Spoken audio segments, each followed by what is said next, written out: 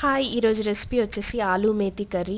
So ఆ curry చేసుకోవడానికి మనము ఒక ప్యాన్ తీసుకొని అందులో 3 టేబుల్ స్పూన్స్ ఆఫ్ ఆయిల్ పోసుకుందాం. ఆయిల్ హీట్ కాగానే జీలకర్ర యాడ్ చేసుకుందాం. నెక్స్ట్ అలాగే సన్నగా చాప్ చేసుకున్న ఆనియన్స్ని కూడా బాగా ఫ్రై చేసుకుందాం. ఆనియన్స్ లైట్ బ్రౌన్ వచ్చేంత వరకు ఫ్రై చేసుకుంటే సరిపోతుంది. అంతలోపు మనం పక్కన ఈ తెల్లగడ్డని బాగా దంచుకుందాం.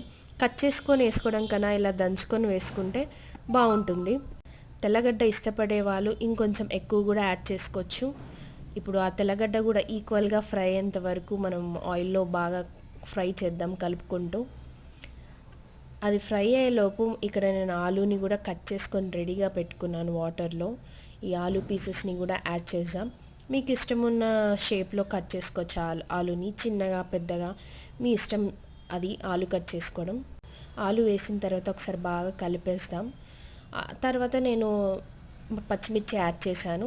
మీకు ఇష్టం ఉంటే ఇంకొంచెం ఎక్కువ కూడా యాడ్ చేసుకోవచ్చు. అండ్ ఇక్కడ నేను ఒక టమాటో చాప్ చేసి వేశాను.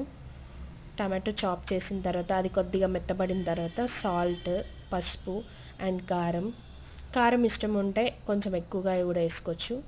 నెక్స్ట్ నేను ధనియాల పొడి కూడా ఇక్కడ యాడ్ చేసేసాను. ఇప్పుడు యాడ్ చేసిన మసాలాని మొత్తం మనము ఆలూకి బాగా అంటేలాగా ఒక్కసారి మొత్తం కలుపుకుందాము. చూసారా, కలర్ బాగుంది చూడ్డానికి. ఇప్పుడు ఆలు ఉడకాలి కాబట్టి మనము కొంచెం వాటర్ అయితే యాడ్ చేయాలి.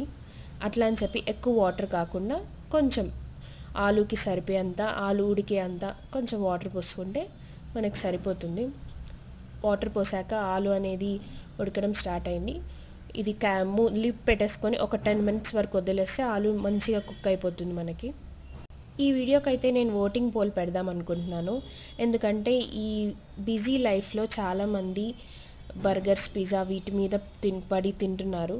సో ఎంతమంది ఇట్లా ఆకుకూరల మీద ఇంట్రెస్ట్ చూపించి తింటున్నారో నాకు తెలుసుకోవాలని ఉంది. So I'm waiting for your oats. So ఆలు అయితే ఉడికేసింది. ఇక్కడ నేను మెంతిని బాగా వాష్ చేసి పెట్టుకున్నాను. సో బాగా ఉడికిన తర్వాత ఇక్కడ మెంతాకుని బాగా కడుక్కున్నాను కదా, ఈ మెంతాకుని పైన వేసేస్తున్నాను. ఇది చాలా తొందరగా మిక్స్ అయిపోద్ది. చాలా ఫ్రెష్గా ఉంది. ఇష్టం ఉంటే ఇంకొంచెం ఎక్కువ కూడా యాడ్ చేసుకోవచ్చు. ఇప్పుడు దాన్ని బాగా మిక్స్ చేసుకుందాం. ఆకు మొత్తం బాగా ఆలులోకి వెళ్ళి బాగా మిక్స్ అయ్యేంత వరకు బాగా మిక్స్ చేసుకుందాం. చూసారా, ఆలుకి ఆకు తొందరగా మగ్గిపోయింది. మళ్ళీ ఒకసారి బాగా కలుపుకొని మనం లిడ్ పెట్టేసుకుందాము.